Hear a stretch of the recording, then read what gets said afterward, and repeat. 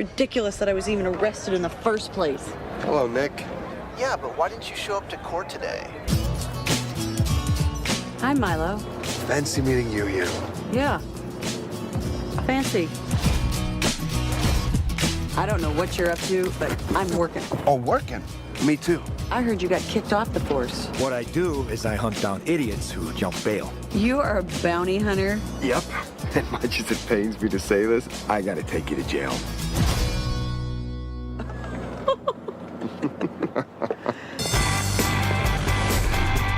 No! You have got to be kidding me! You cannot be serious! I'm dead serious. Milo, you've got to let me go. Cops are involved in the story that I'm working on. Well, that's a real shame. Oops. Hey, remember how we used to be in love? Yeah. That means I know when you're crying for real and when you're faking it. Bye-bye. God, Milo! This place is really nice. Glad you like it. So you paid for it. Me? Yeah, I lifted your credit card. Milo, don't dare leave me here like this. You probably have to pay for that too. Are you sure you can handle this? I won't even break a sweat. There's a black SUV that's been following us. They may want to kill me. The only person around here who wants to kill you is me.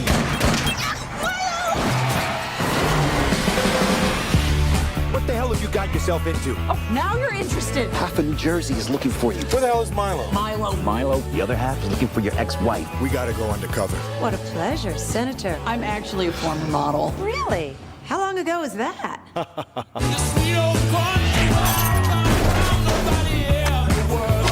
You're a bounty hunter, not a bounty helper. Still bringing her ass to jail. You two made a horrible couple, Oh, sorry. Did I wake you? and she made you miserable. Not as miserable as I'm gonna make her.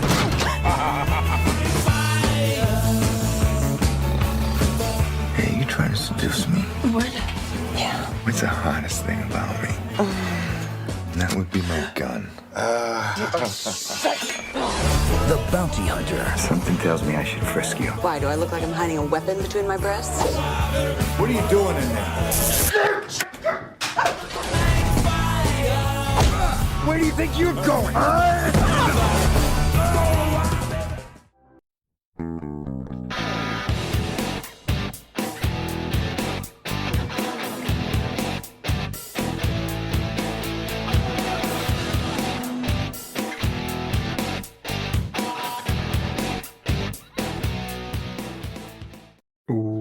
Welcome to They Call This a Movie, testing the strength of friendships one terrible movie at a time. Subscribe to podcasts on iTunes and other podcast services by searching They Call This a Movie, and find us on Twitter and Instagram at TicTamPod. That's TCTAM Pod. Welcome back to They Call This a Movie. This is Anthony Del Vecchio. With me, as always, is Dan Aquino and Mark Meyer. Say hello, gentlemen. Hey, friends. Hello, everyone. Not much for the open here, but I just found out that the new sports streaming thing that WB or something wanted to do, they were going to call it Spulu, Spulu, and I'm just like, this is just running out of ideas, and now everything just get us back on cable at this point. Just smashing all these things together, everything's just getting real lazy. I thought you were going to make a sex joke there. No.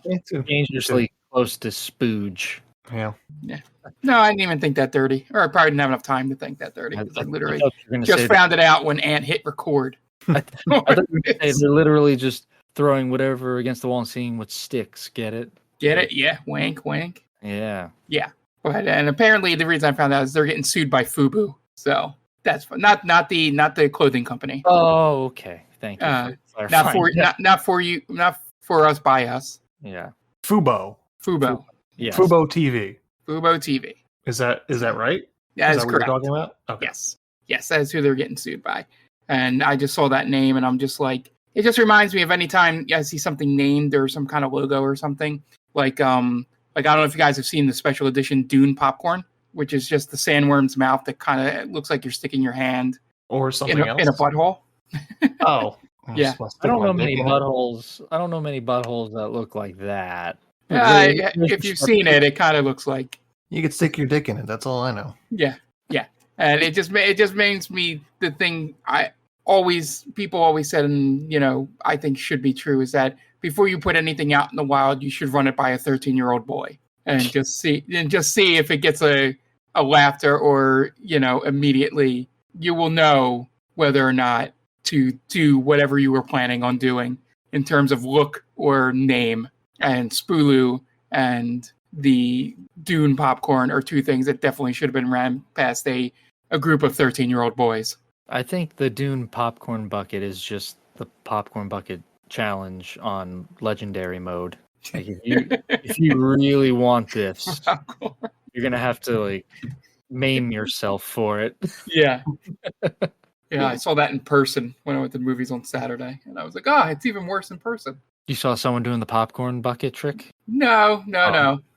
That would have been in the movie I was in. That would have been interesting, but no, the Dune popcorn. Saw it in person, and because they display it out in the middle. I'm like, oh Christ. I wonder if they're going for. So like Disney has these specialty popcorn buckets. Yeah. So every now and then they'll have a character, Figment or Winnie the Pooh or whatever, Tigger. Yeah. And these things become collector's items. I wonder if this will show up in 20, 30 years. Like, hey, remember the Dune 2 popcorn bucket? I 100% think they were going for something like that. They just picked the wrong, thing to emulate from that movie. Should it have been Timothy Chalamet popcorn bucket? To be honest, I haven't seen the movies to know what they could have picked from it. But the thing that kind of looks like you might lose an arm sticking your hand in to get popcorn, right? Might have not been the best one to go with. Yeah, it's a dare. Dare you to eat this popcorn. There's not really much from Dune that you could shape the popcorn bucket into. Just do the typical metal tin. Yeah, you don't have to do anything special. Just have Dune around it. Dune 2. Make it look nice on the bucket itself. You don't need to have something dangerous on top.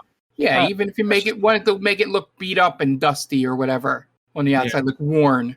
Good because the Avatar drink cup that they gave out special when that came out made it look like it was one. Those cups that look like it has water in between where the liquid is and where the outside of the cup. So when you pour, it looks like it's the ocean. I was like, all right, that's interesting. Sure, but this kind of stuff, I feel as if it's jumped the shark. We don't need specialty popcorn buckets. No, just like most Marvel movies. It peaked at a certain point with those things, and now everything just seems sad. I have a coworker who is just getting. She just started watching all the Marvel movies, and I thought the same thing. Yeah, like, oh man, that's terrible that you're getting in at the tail end of Marvel, because it used to be this was almost appointment viewing, like, oh, the new Marvel movie's coming out, But now it's just like, oh god, another one. Yeah. Yeah, we're all on the same page with Martin Scorsese at this point. For the most part. We're like, yeah, her thing was basically she had taken a few weeks off and like, listen, I need something to do, and this presented itself to her, I guess. So she wanted to find out what all the hubbub was about and just got in on it. Well, good luck to her. Yeah. Well, she's got a lot of movies to watch, and maybe it'll come back around again by the time she finishes. That could be, yeah. But this week we didn't watch a Marvel movie. We're celebrating the greatest time of the year, gentlemen. Yes. It's at least Dan's favorite time of the year. It's Gerarduary. Hit the one music. time a year. Hit the music. we should have a sting for Gerarduary. I just thought about it. I could have done something if I'd given myself enough time. Next year. Yes. But yes, we're talking about Gerarduary, the one time a year where I allow Dan to pick a Gerard Butler movie. And trust me, if I didn't have this, he would pick one once a month. So, Dan, the floor is yours. Why don't you tell us what movie you picked for Gerarduary this year? I would be happy to do so. And you'll be happy to know that Gerarduary has caught on in at least my household right now. Well, I would hope so. Yeah, I put the movie on, and as the credits were rolling and Gerard Butler's name flashed across the screen, my wife goes, "Oh yeah, Gerarduary." It's catching on at least in one place. So the movie that I picked was the 2010 rom-com with Jennifer Aniston called The Bounty Hunter, and I don't know what I was expecting out of this movie. I was like, all right, this is going to be kind of in the same vein as The Ugly Truth, but with action in it. And I was completely wrong with that. This movie, I'm conflicted. I really am. Because I liked the two leads. Obviously, my man crush on Gerard Butler. We see him shirtless and wet in this movie. So I kind of swooned a little there. I think we needed a little bit more of that in this movie. We only got the one scene. We also saw him hit the yo at the crap table a couple times. He hit the yo twice. So I was like, oh, he did it. This My brain has also been slightly poisoned by that time with you guys. As he hit the 11, I was like, the yo! I yelled out in my house. Yes. So it automatically became my favorite movie at that point. But yeah, this movie definitely wanted to toe the line of rom-com and action action romance, I feel. And it really doesn't succeed at both, or at either of them, I should say, because it doesn't know. It doesn't decide if it wants to commit fully to one or the other. I think this movie would have been more cohesive if they had just stuck to either it's going to be a full-on action movie or it's going to be a full-on rom-com. Again, I don't hate this movie. I will preface that. I didn't hate it, but I didn't love it. I think this had a little bit more of a plot than The Ugly Truth, which was just men are pigs and only want one thing. This at least had some kind of arc to it, but in a messy way. And it's not the best Gerarduary moment in my time here on this podcast. But damn it, if it still isn't Gerard Butler. And I love him for it anyway. Okay. Mark, what about you? Where you come from with The Bounty Hunter? Yeah, so I'm on the same level as Dan in terms of I did enjoy the movie. It's a breezy Gerard Butler movie. There's not much in terms of offensiveness in it to make me absolutely hate it. The one thing I do agree, but in a slightly different way than Dan, is I think if they would have went for this is their love story, like this is how they fell in love, rather than being a divorced couple, I think works better. Like they know each other. Like he was a cop, she was a cop reporter, and then sort of he becomes a bounty hunter, and like they had some kind of rivalry in that way. And then he finds her on the bounty list, and then they sort of have a road movie sort of thing.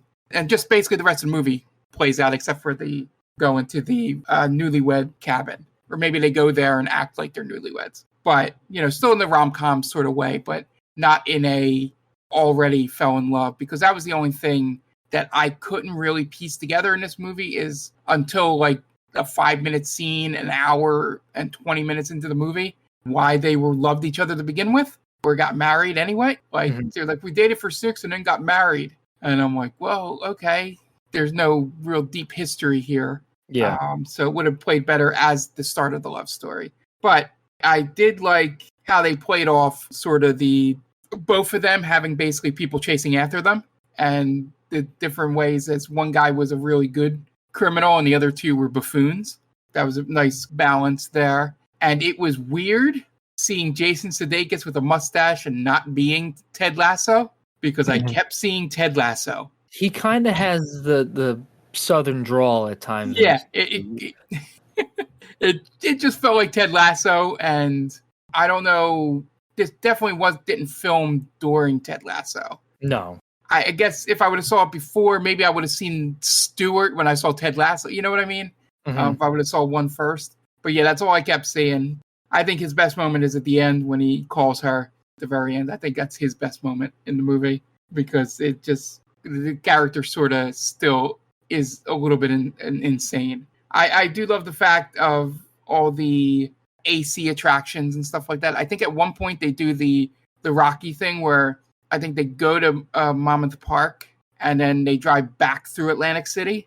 Yes. Instead of when they were supposed to be going towards New York. From what I know, that would be like I said, the Rocky thing where I think they went backwards and then went forward. But unless if I missed something story-wise as to why they went back, but they drove back through for some reason. It was just weird. They could have just had that happen at Monmouth Park, sort of thing. But like I said, perfectly non-offensive Gerard Butler movie. He does these things like McConaughey does when he does them, where it's like, yeah, I believe it. in terms of him. I can get behind him. And if you give him a good enough female lead with him, it makes the movie watchable. I think the full story of this is like I said, where it gets a little weak because, as Dan said, just a long way around of saying, as Dan said, it can't decide if this is like a action crime movie with these two people that kind of hate each other but have to team up, or is it a rom-com between these two people with all this other stuff around it. And I don't think it picks a lane, and that is where the real detriment comes in. But yeah, it's one of those movies that if it's on basic cable and I have basic cable again, I wouldn't turn it off. I think I may have watched the second half of this movie in that way before, because a lot of that part from the honeymoon suite on, I remembered. Good choice for this year, Dan. Thank you. Okay. For me, yeah, it's a pretty harmless movie. It's a little long. I say that a lot, but it's a little long. And I think it's carried mostly by the on-screen presence of both actors. Otherwise, yeah, it's not doing too many things particularly well, but not necessarily terrible. But they have good on-screen chemistry. They both look great. Jennifer Aniston looks amazing in this. So does Gerard Butler. Dan, I'll give him his flowers. Yeah, those shoulders, baby. But otherwise, it's kind of like a dull story. Mark, I did notice the geography problem because he goes to Atlantic City, then goes to Monmouth Park, and then goes back to Atlantic City. And on 4th of July weekend, the trip to Atlantic City to Monmouth Park has to be a 4-hour drive. Yes. Gridlock traffic. Gridlock traffic, because that's up the coast. That is the Parkway Drive, and that's that's a 90-minute drive on a good day, because that's close. That's like 70 miles, I think. Yeah. Oh man, So, they definitely don't capture the 4th of July weekend madness. No, I'm not going to put this on after Jaws. That's for sure. It's not in your 4th of July rotation. No. And the fun part is they even mention the Atlantic City Raceway track in a scene in the thing where they could have just set it there instead of Monmouth Park. Yeah. Too. Well, guess someone gave them permission to film and the other one didn't. Yeah, exactly. Well, but yeah, I think they're both good in this. I think it's kind of what you guys are saying. It doesn't really know. It kind of toes the line between action comedy and romantic comedy. It doesn't do enough of either, because there's really just like one car chase. Yeah. Right? Yeah, there's and a car it doesn't last chase. long. Yeah. There's a chase on a golf cart. Yeah. There's not enough stakes. The stakes are relatively low in the movie itself, despite the fact that one is being chased by a crooked cop, the other one is being chased by a couple of goons, with Kathy Moriarty as the goon leader and the mob boss, I guess. Yeah. She, the only person that gets it, Jason Sudeikis' character is the only one that feels those stakes, which is sure is fine for a comedy, but it's like our characters go more or less unscathed throughout the entire film. Yeah. And there's no consequences for Jason Sudeikis' character. Like the main characters get no consequences for Jason Sudeikis' character, Mm-hmm. Yeah. Like they accidentally kidnapped Jason Sudeikis instead of Gerard Butler, and that's never really rectified. They just beat the shit out of Jason Sudeikis. Yeah, which is probably good. Which is that's fine. If Olivia Wilde has anything to say about it, yeah, it's her favorite movie. Dreams of what they do to him. Yeah, but no, I think I agree with what Mark said. This would be a better movie, or I like the idea of this is maybe being told in the past tense, like how this is how your mom and I fell in love. She skipped bail. I went down to find her. Like there was no history before then. So because I was writing down how often would this scenario ever happen in real life? The two people who were married find themselves in this scenario and then fall back in love. Yeah. I think it's it's a bridge too far, I think. Sure. And that is one of the things that's an issue with this movie is there's a lot of adult moments in these where these two characters are acting as adults, coming face to face with their failed relationship and owning up to their role in what was a failed marriage, right? They have that whole scene in the patio, but they immediately fall back into those traps at the end of the movie. They don't learn the lesson. They learn it for about 3 scenes, and then they're back to their old ways. Yeah. It's a very volatile romance. Right. Yeah. Where because Jennifer Aniston mentioned she liked the hot-headed detective. So whenever basically she liked his bad boy persona.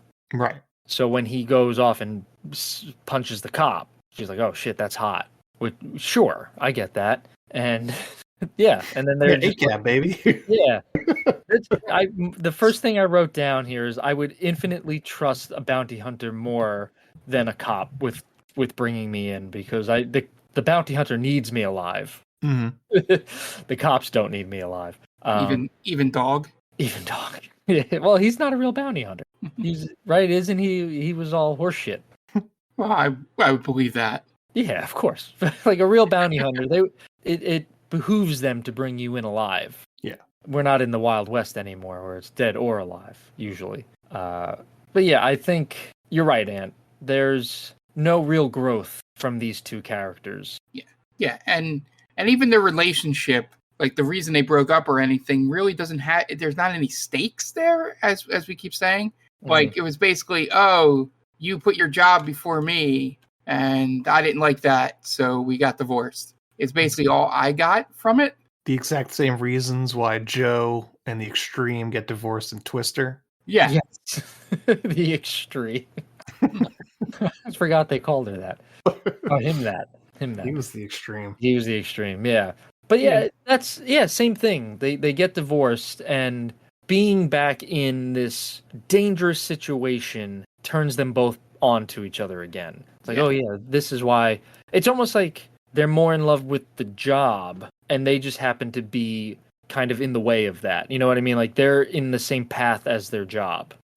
So it's like, all right, well, this, I know I love this, and you're a part of this, so therefore I love you. Yeah, and the only thing that irks me is that with knowing what her job is, the fact that she's like, hey, can I stop by the office and just turn this story in real quick, and then we can head out? And he's like, oh, fuck you, in his head. Yeah. And I'm just like, that's how she makes her money, dude, by being the first one to report the story. Right. Like, so, but yeah, it just seems like it's one of those things where it feels like somebody doesn't really understand how, I guess, both being a cop and being a journalist works in this movie.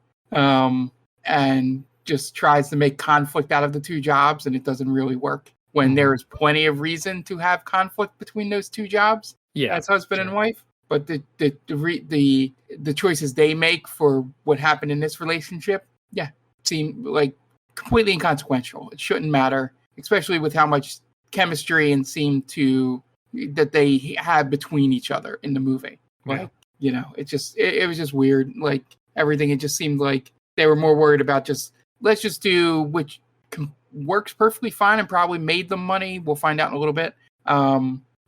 Just like, all right, let's just have an hour and a half or more of just Gerard Butler and Jennifer Aniston on screen together and separately.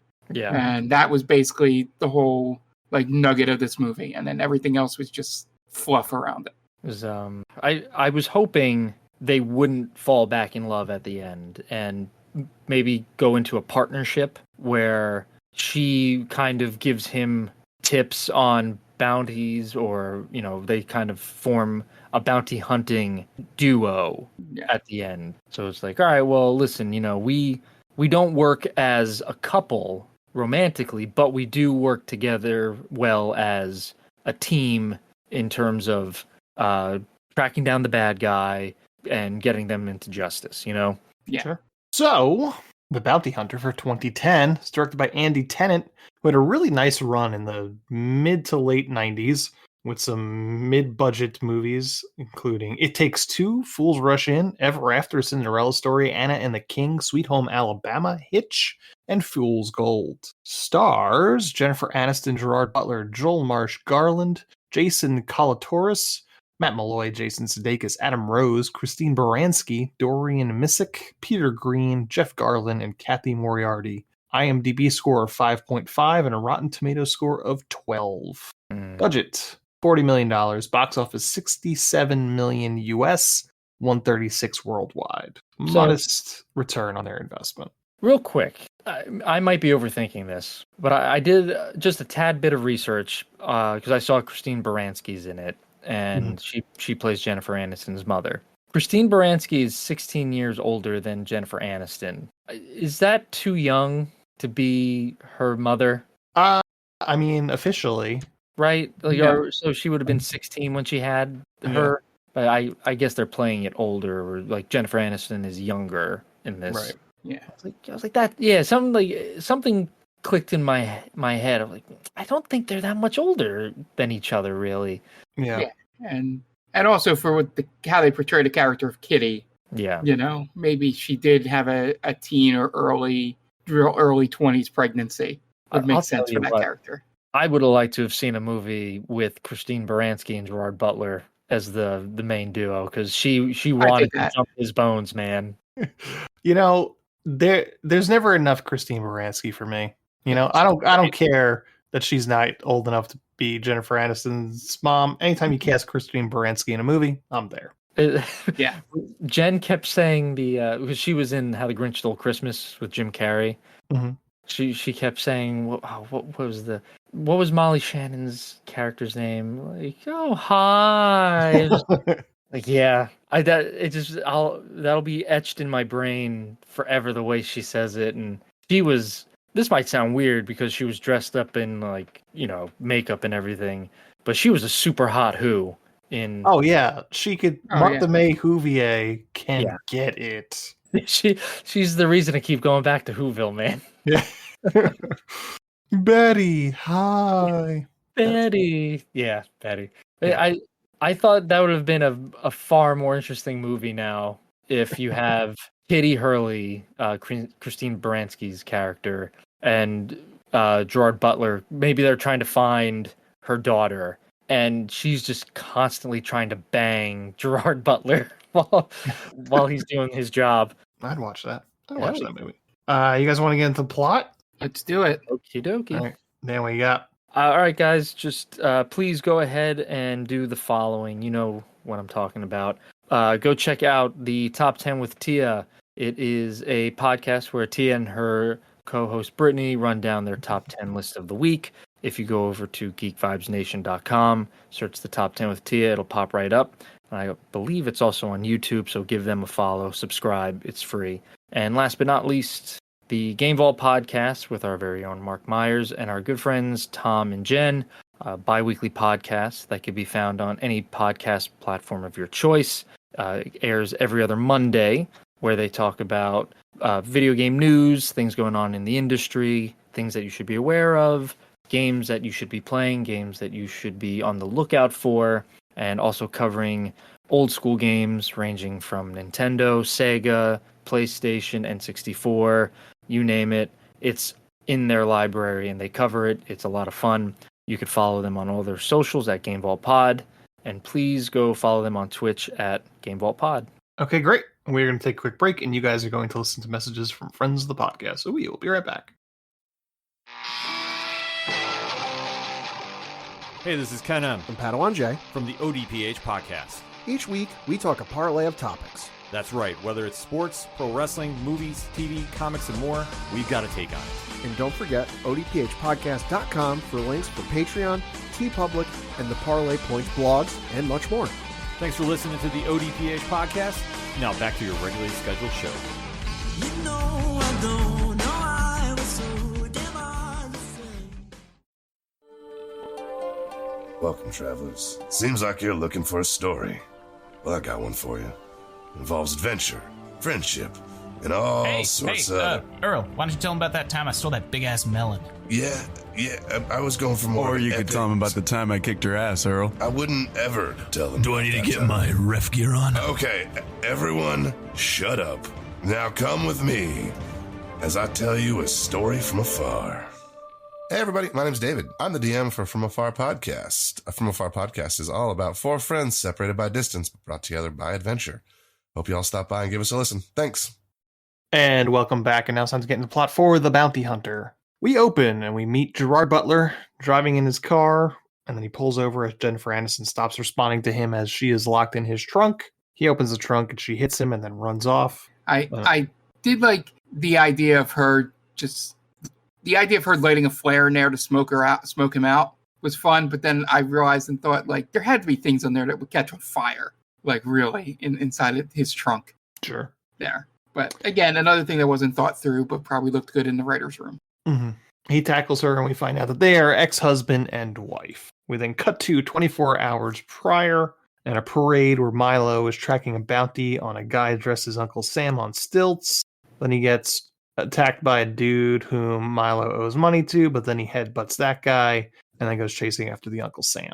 Chase causes a whole bunch of collateral damage as they set one of the parade floats on fire, eventually ending up as they jump off of a roof onto a police car, and both he and the Uncle Sam get arrested by the cops. We then cut to Nicole going to her office where she works as a journalist, and she's out on bail after assaulting a police officer and constantly being hit on by Jason Sudeikis, her coworker, who cannot take a hint, all while trying to investigate a story about a suicide. Meanwhile, Milo gets bailed out by his cop friend named Bobby, and over lunch, his friend tells him that he's getting tired of Milo's shtick since he last talked to her. And we assume he's talking about Nicole. Yeah, and Nicole, meanwhile. Yeah, I was going to say, and he makes it seem like it's like all this stuff, and then Milo just shoots that whole thing, and it's like, this is only the second time you bailed me out, mm-hmm. and it's like, all right, that's a lot in a year.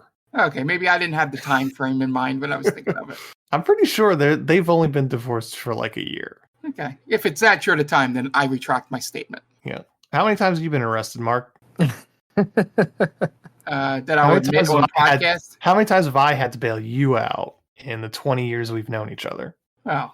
Is the answer 0? I was going to try and make it a bit, but yeah, it's 0. So 2 is a lot. Yes. I'm also not a bounty hunter. I guess that's true. Nicole, meanwhile. Good bounty hunter, Mark? What was that? Do you think Mark would be a good bounty hunter? No. Yeah, probably not. I don't think I'd be a good bounty hunter either.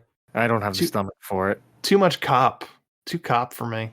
But so now here's the thing. I'm fairly sure cops and bounty hunters hate each other, right? I mean, I don't know. They seem to perpetuate that in this movie. Yeah. So that would be right up your alley. Like, oh, I get to do the cop's job better than the cops. But you're still kind of a cop. You're cop adjacent. He did have a badge. Yeah. So he's doing things that the cops are also doing. That's true.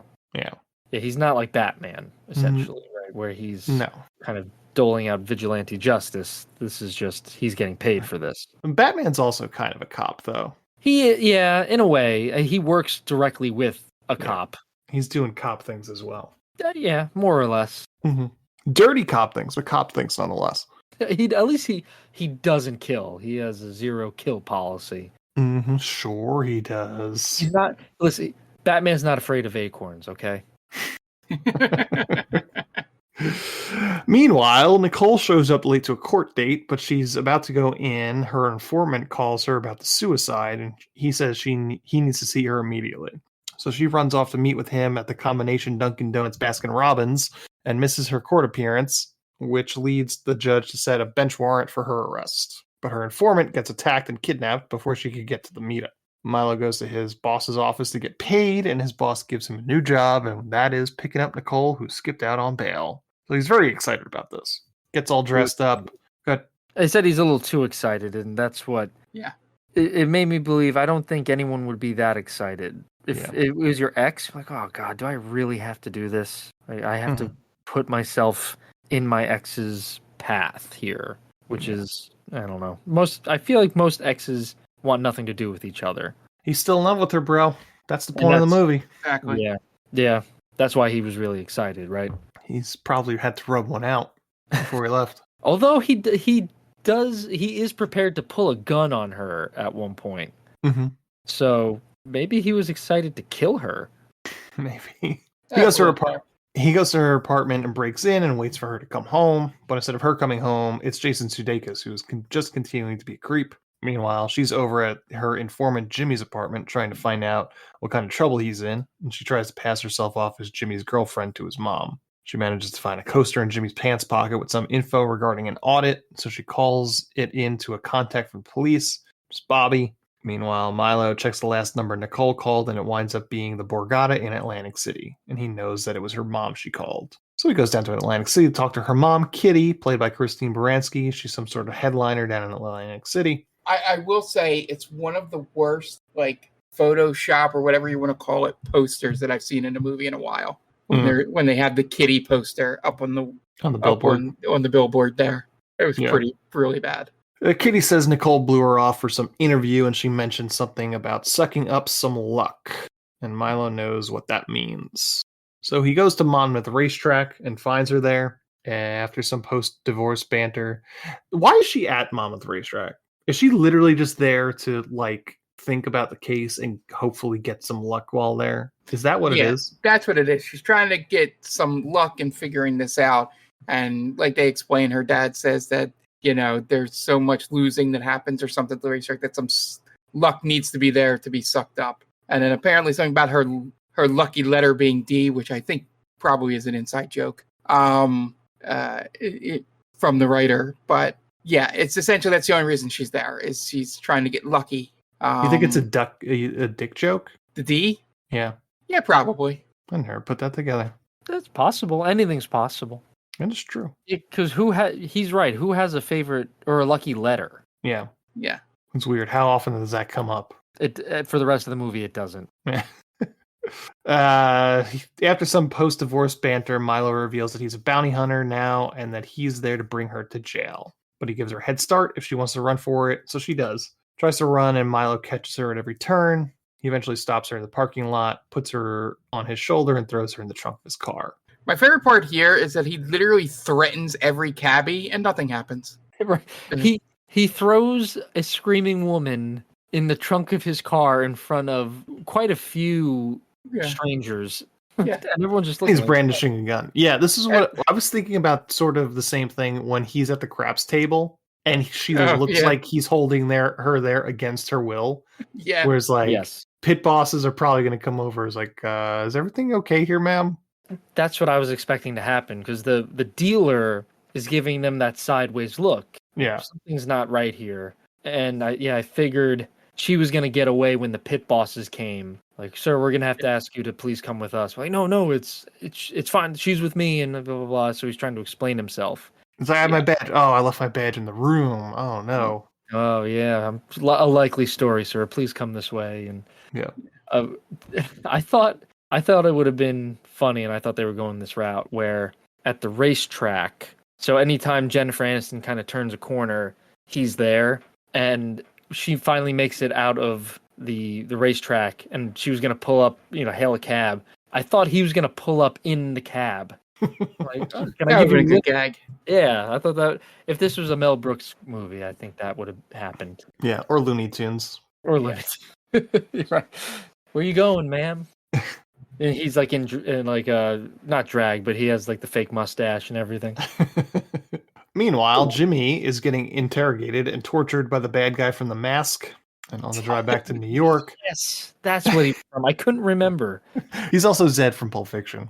Yes. Yeah. On the drive back to New York, Nicole calls Milo from the trunk to try and convince him to let her go, but it doesn't work. Then Jimmy calls her and tells her that what he told her was a whole bunch of nothing, and he tells her this at gunpoint.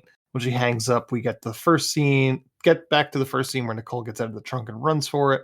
And then meanwhile, Irene, the woman Milo owes money to, sends her goons to make an example of Milo so she doesn't appear weak. Now, the front seat of the car, Nicole tries to convince Milo to let her go for $500. He says no, but then she convinces him to go all the way back down to Atlantic City and turn that $500 into $5,000. Or $10,000. Yeah, but according to my notes, it's $5,000, so I'm on her side on this. Mm-hmm. Yeah. No, she just keeps upping the ante until he says yes. So they go down to the Taj Mahal to play some craps. Meanwhile, Jason Sudeikis tries to play hero and try to save Nicole from the trunk, but then gets knocked out by one of Irene's goons instead. I do got to give Sudeikis credit here. He's pretty good in this scene when he sneaks up to the trunk. And sort of this thing and knocks on it. You in there? Sort of like I said, I can imagine how many takes they took of that, of different ways of him approaching that trunk. Sure. I feel maybe I'm off here because I don't remember when Sudeikis left Saturday Night Live, but I think in this movie he's still trying to find his movie acting chops. Yeah. Right. He's still testing the waters, it seems like, in this movie. Yeah, I think I like him better when he's kind of an asshole. Yeah. Yeah, kind of that smugness to him. Like Horrible Bosses. Yes. We're the Millers. Yeah. He plays a real good asshole in a terrible movie, The Rocker. Oh, with Rainn Wilson. With Rainn Wilson. Terrible movie, but he's actually pretty fun in it. He's also pretty good. I forget the name of the movie, but it's with Anne Hathaway. Colossal? Colossal, yes. And he plays an asshole in that movie too, and he's pretty good in it. Yeah. I think he was just born to be an asshole. I think so. Him and Will Arnett, great assholes. Very good. Yes, they do play good assholes. Yeah. They found their calling. Just ask their wives. Or ex-wives, really. Ex-wives, yeah. Sure, Amy Poehler has some things to say about Will Arnett. At the craps table, Milo winds up racking up $8,000 in winnings immediately, thanks to Nicole blowing on the dice for luck. So she says that now that he's won $5,000, she can go, but he says the deal was $10,000. So she decides not to blow on the dice anymore, and he promptly loses the $8,000. Dude, that's on you. You pocket that $5,000. It's like, I'm not playing with this anymore, right? Yeah, that's the best thing you could do. That's the move. I'll play with I'll play with this extra $3,000. My wife said to me, "That's what you would do," and I said, "Absolutely not, because there's no way I'm winning $5,000 in the first place. I'm losing my shirt immediately." He uses Nicole's credit card to get a hotel room, then handcuffs her to the bed and promptly goes back downstairs and blows his $5,000 paycheck. Comes back to the room drunk. As he sleeps, Nicole tries to reach over the nightstand for the keys to the handcuffs. He wakes up as she leans over him, so she tries to play it off like she was trying to seduce him, but he was pretending to be asleep the entire time, so he knows she was trying to get the key. Sometimes you gotta think of what's more important in life. You gotta lean into it. If I was him, I'd be leaning into it. Yeah, but right. Get a little something for your troubles, I guess. Yeah. But at that point, I think he still wasn't like totally into her. Still harboring resentment. Yeah. He wasn't thinking with his little Gerard Butler at that point. Meanwhile, Irene has Jason Sudeikis handcuffed and lets one of her goons hit him with a golf club, but it turns out they are doing this because they thought it was Milo, so one of the goons says that it is not, in fact, not Milo. In the morning, Nicole manages to steal a taser from Milo's bag and zaps Milo with it and runs when he's knocked unconscious. As she runs, she comes across the guy from the mask who is looking for her, so she hitches a ride on a boardwalk rickshaw bike and then steals it when the guy wants to see her boobs as terms of payment. Eventually, Milo catches up to her and he runs into the bike, forcing her to stop. She gets back in the car and they start heading back to New York. Nicole tries to tell Milo that the cop that signed the notice of suicide was their friend Bobby. He doesn't try to listen, but then the bad guy from the mask drives up on them, starts shooting at them, so a car chase ensues as mask guy shoots at them and Milo returns fire. Eventually, mask guy flips his SUV. When Milo goes to see if he's still in the car, he escapes by stealing another car and drives away. Then Nicole and Milo search the car and come across a set of golf clubs and find a tag of a nearby country club. They go there and start asking around about a guy named Earl, which causes one of the caddies to run. So they chase him in a golf cart and winds up tackling him into the pond. The caddy tells them that the little he knows about the guy Earl, but he mentions that he's connected to a tattoo parlor in Queens. So at this point, and we had mentioned at the top of the episode, this was one of the action, quote unquote action scenes where it could have utilized the country club a little bit more, I thought. Sure. Right, because they only just used the golf course. Yeah. Right? And it doesn't ruffle any of the feathers of the blue bloods there. You could have done some good stuff with that, really ruining some of the more affluent well, they're all affluent if it's a country club, ruining their weekend or, showing other aspects. They're in the pickleball court or the tennis court, whatever. Like take the starch out of their shirts. Exactly, yeah. What's to be done with this Milo Boyd? They call the tattoo parlor and they confirm that Earl works there or is connected to it somehow. Bobby then calls them and tells Milo that the entire state of Jersey is looking for him, so they need to get off the road. Just so happens they're near the bed and breakfast. They had their honeymoon. They go in and get a ridiculous change of clothes and have a dinner on the patio where they talk about their relationship and even take responsibility for their failures of their marriage. They retire to the bedroom, and Nicole locks herself in the bathroom to talk to her mom on the phone, and they both come to the conclusion that Milo still loves her. In the bedroom, go ahead. I was going to say, you'll get to what happens, but it's funny that they're each talking to another person who is telling them, to not think about getting back together. I think the mother is sort of like, just have sex, sort of like, and and Sid is telling him essentially, just don't do it. Stop thinking that way. Just bring her back. It's like the two worst people they could probably be talking to. Sure. I was hoping they would do the gag where they're both talking to the same person. So That'd be pretty good. Yeah, so Jennifer Aniston calls her mom and she's talking to her first. And she's like, wait a minute, I got another call, and it's Gerard Butler, and he's asking what to do. And so she's kind of giving them the same advice, but in different, different roundabout ways, I guess. Mm-hmm. So, yeah, because what are you going to get out of Jeff Garland, really? A lot of screaming. Yeah, you don't really get... it doesn't advance anything there. It's not as funny to me, because all he's doing is talking about business. That's it. Yeah. In the bedroom, Milo is having a conversation with the boss's secretary and coming to the same conclusions about Nicole. But when Nicole comes out of the bathroom ready to have sex with Milo, she hears him talking to his boss and how he still plans to bring Nicole in. So she gets dressed and goes to bed angry, not telling Milo what's wrong. And after he falls asleep, she handcuffs him to the bed and takes his car, forcing him to break the bed and get kicked out of the bed and breakfast. And on his way out, he steals a car posing as a valet. Nicole winds up at the tattoo parlor and manages to sneak into the back office where she finds a picture of Earl and Bobby at a police bowling league. Also finds Jimmy tied in the closet. She frees him and they manage to escape as Earl comes back to the tattoo parlor, and they jump into Milo's car, but Irene's thugs are waiting for them. And they let Jimmy go and he runs. Milo makes it to the tattoo parlor and Nicole calls him and he's in the parking lot. And she's calling him from the strip club, which is directly next to the tattoo parlor, which is nice. Yeah, very convenient, right? Yeah. I think this movie does gloss over the trip in and out of New York into New Jersey. Mm-hmm. The trip from middle of nowhere, New Jersey to Queens is a nightmare. It would take you hours. Yeah. Yes. And again, on 4th of July weekend. Right. Yeah, a lot of people are going to the beaches, obviously. Even, I don't know, like Coney Island and all that. Yeah. For people that don't live in the tri-state area, specifically in New York and New Jersey, there isn't a good place to go on 4th of July weekend. Stay home. Yeah. Really.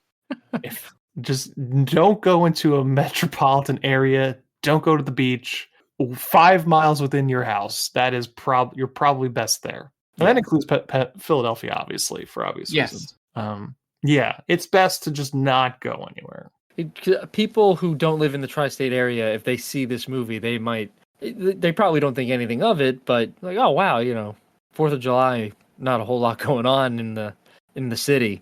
Yeah, it's there's not even like fireworks moment, Yeah, that's true. 4th of July doesn't really play into this. No, once again, not into my rotation. Can't even knock off Live Free or Die Hard off the list. Yeah, at least that has something to do with July 4th. Yeah. I don't even get the feeling that it's particularly hot in this movie. No, that's a good point.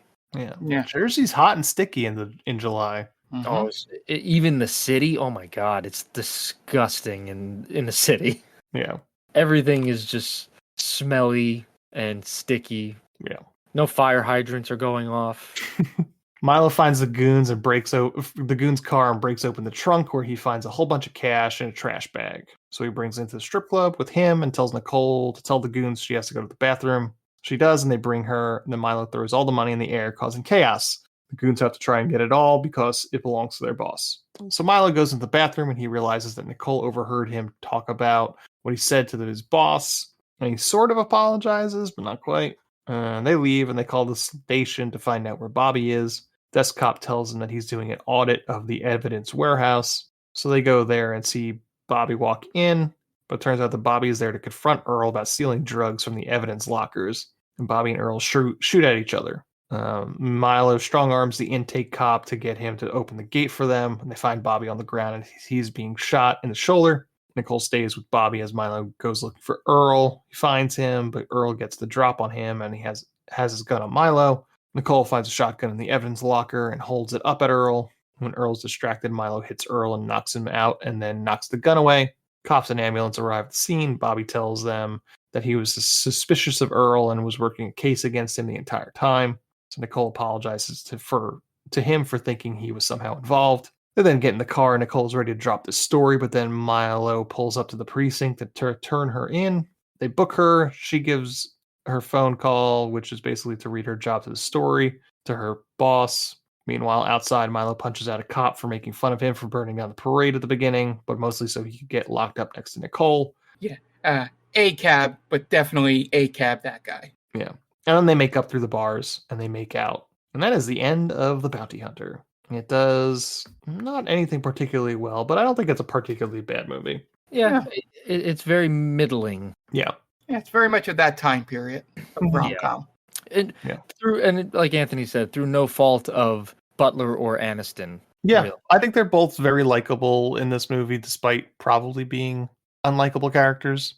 Good job. They're not terrible characters. I'll take some of that back. I won't go that far and say they're unlikable. They're flawed, but yes. I think they both do well with what they have. Yeah, I liked his character here more than I liked his character in The Ugly Truth. Yeah, he's got a terrible haircut in this movie, though. He's got the regular Gerard Butler cut. Yeah, and maybe it's just being 14 years out of this movie. Mm-hmm. God, I can't believe it's that long. But maybe it's just I'm not used to the Gerard Butler anymore from 2010. I think that hairstyle's kind of gone away. I think so. Right? The Gerard Butler, the high bangs. Yeah, almost like a Clooney Caesar. Yeah. Right. I think what's his name had it as well. Russell Crowe. Yeah. He was kind of famous for that hairstyle. Mm-hmm. Yeah. That's it'll make its way back into the zeitgeist, I'm sure, in another 15 years or so. Yeah. When kids are tired of having the poodle bangs. Yeah. The shaved sideburns and all that. The fade. Yeah. The Travis Kelce haircut. Yeah. Right. He made it. Right. He made famous. Absolutely.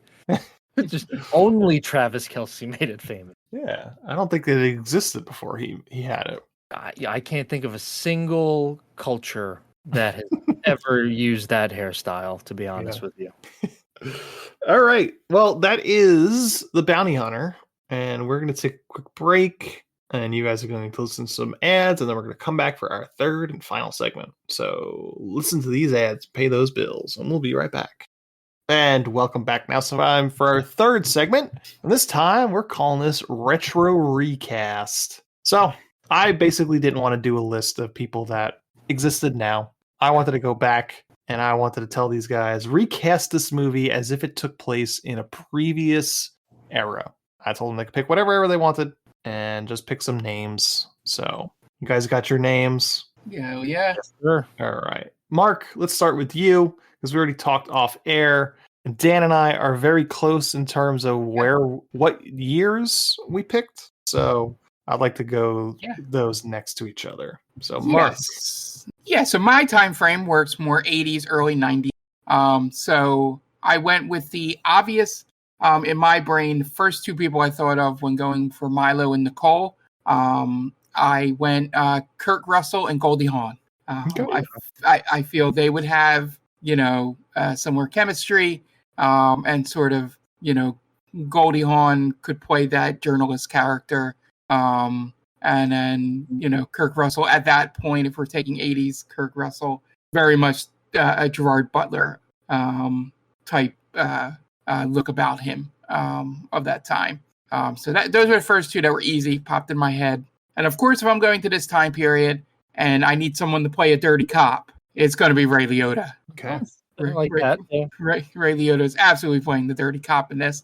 I had a substitute in case if you guys also picked obvious Ray Liotta dirty cop. is I could see it being like a Rucker Hauer or somebody like that. Sure. Yeah. When you said obvious dirty cop, I could only think of David Morse, but that's the wrong time period. Yeah. It's a little later. He was he was one of the ones I had on my list, but I took him off when you said they needed to be like a little closer in age, but or time period wise. But Ray Liotta, obviously. Stewart, I went back and forth on Stewart, the Jason Sudeikis character. I couldn't think of anybody that wouldn't be like, oh, obviously that's too many stars in the movie. But for some reason, just the way his character pined after Nicole, I kept coming back to John Cryer as a good choice for that.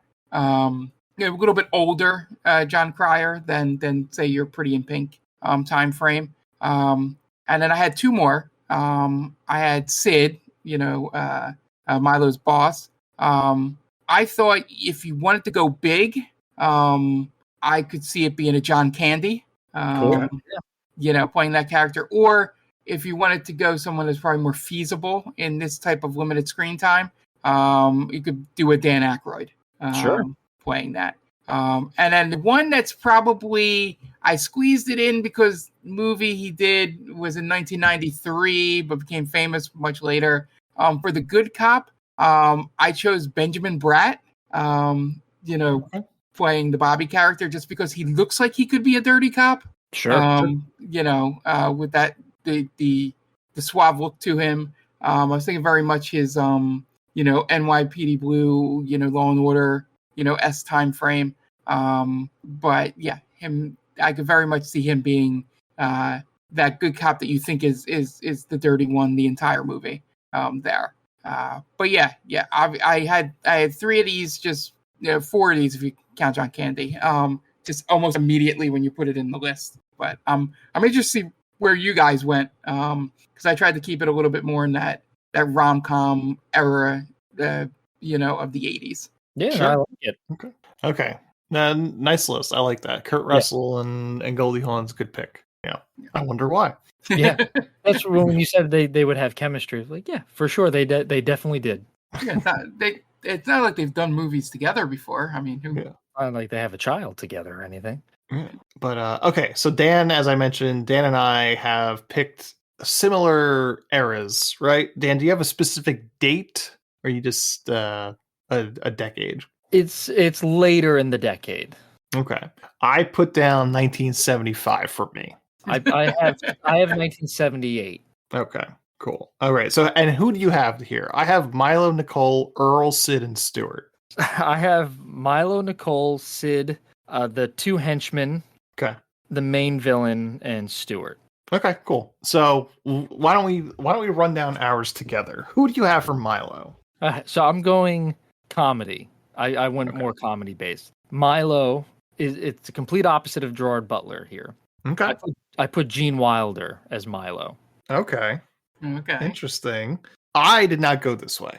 Okay. I went stricter to the bounty hunter role, the Gerard Butler. So I even looked up the ages. Gerard Butler and Jennifer Aniston were both around 40 at the time of this movie. So I went with two leads that were right around 40 at the time in 1975. So my Milo is Robert Redford. Nice. Oh. Yeah. I was going to put this in the 60s, and I was going to go Paul Newman. Nice. Yeah, that would have been 60s was a little tough for me. I was like, oh, that would be rough. Yeah. But then I decided, who's even better? Robert Redford, but I wanted him in the 40 years, so I moved it to 1975. Cool. Yeah, all right. Who do you have for Nicole? Nicole, I have Mary Tyler Moore. Holy shit, Dan. I have Mary Tyler Moore as well. Great. I switched her. I switched her too. I originally had Jane Fonda. I originally had Jane Fonda too. That's awesome. That's incredible. Yeah, because I was like, Jane Fonda, she's kind of in her Hanoi Jane years, so I don't know if that really fits. So it was like Mary Tyler Moore, very similar career trajectory as Jennifer Aniston at times. She's on a sitcom. Exactly. That's what I thought. Mary Tyler Moore show. Yep, exactly. That's fantastic. That's really funny. All right. Who do you have for Earl? Earl's the villain. The villain. Yep. All right. So I went someone who was a little older and someone who could pull off menacing as well as comedy. I did Gene Hackman. Good. I was looking at him, but I didn't pick him. But that's a good one. Yeah. For my Earl, I went a little bit younger, but still dirty copish, and I went Harvey Keitel. Ooh, that's good one. Good. That's a real good one. Yeah. I like Harvey Keitel a lot. Who do you have for Sid, Milo's boss? So I went surly here. Okay. I went Walter Matthau. Ooh, that's a good one. I like Walter Matthau. Similar in vein, but I went Peter Boyle. Peter Boyle, that's a good one too. Yeah. Oh, I saw him on there. Like, I wonder if there's a place I could put Peter Boyle. I couldn't find a spot for him. Yeah. And the only person I have left is Stuart. So why don't you give us your Stuart, and then you can finish off with your two henchmen. Okay. So Stuart, I pictured as a smarmy asshole who is very full of themselves, and only one person came to mind in that time period who's probably still that way today. Chevy Chase. I went very similar, and I was looking at Chevy Chase, but I stayed with SNL, and I went Bill Murray. Bill Murray. That's a good one too. Yeah, that's great. I like that. I like how we were in the similar veins for the most part. The Mary Tyler Moore one, what cracks me up. Yeah, with the Jane Fonda. What are the odds? Right? Out of all of the actresses of the 1970s. Yeah. Really who do you have for your two henchmen? There was at one point that I had Squiggy as Stuart. That's pretty good. Squiggy. I never would have thought of that. But your henchman. So for my henchmen, coming off of their Oscar-winning movie, I have Stallone and Carl Weathers as the henchmen. I like it. Yeah. I just figured, I was like, you know what? I don't know. Who was I looking at? I was looking at like Christopher Walken was one of the choices I had. That's pretty good. With Harrison Ford. I was like, you know what? Like, I don't know if they would really gel together. And I know, obviously, Stallone and Weathers did. So, fresh off of their Oscar-nominated, or their Oscar-winning movie, I like. And to honor the late, great Carl Weathers as well. Mm-hmm. I like it. Yeah, great job, guys. I would watch all those movies. Mm-hmm. Yeah. All right. Yeah. Well, and by the way, Kurt Russell and Goldie Hawn's daughter would be the 90s 2000 Nicole. So yes, you could make the remake with her in it. It's Kate. Yeah, Kate Hudson is definitely the Nicole of that generation. Yeah, how old would she be in 2010? She could have just as easily been this version. Probably in her late 20s, early 30s, I'd imagine. Yeah, I guess she was like super young in American, Almost Famous. Almost famous. Were you thinking of was it the Kevin Spacey movie? She would have just been about 31. Okay. 1979. Yeah. All right. Yeah. That's going to wrap us up this week. Why don't you, what movie, how would you cast the bounty hunter in the 60s, 70s, 80s, or 90s? I'd love to hear those. Yeah. Yeah. And that's going to do it for our episode. Check us out on our socials, TickTamPod on Instagram, Twitter, formerly known as X, or X, formerly known as Twitter, whatever it's fucking called, Threads, and TikTok at They Call This a Movie. If you want to hit us up on Gmail, TickTamPod@gmail.com. Check us out on YouTube by searching just They Call This a Movie. We put episodes up, full episodes, little mini episodes that Dan puts together. Sometimes I go forward and actually post them. But yeah, hit us up out there and all those fun things. Yeah, that's it. That's The Bounty Hunter. The director of The Bounty Hunter was Andy Tennant. So for Dan Aquino and Mark Myers, this is Anthony Devecchio telling Andy Tennant, well, you certainly made a movie, didn't you? Thanks for listening to They Call This a Movie. Subscribe to us wherever you get your podcasts, and be sure to check us out on Twitter and Instagram at TickTamPod. That's TCTAM Pod. You can also check us out on TikTok at They Call This a Movie.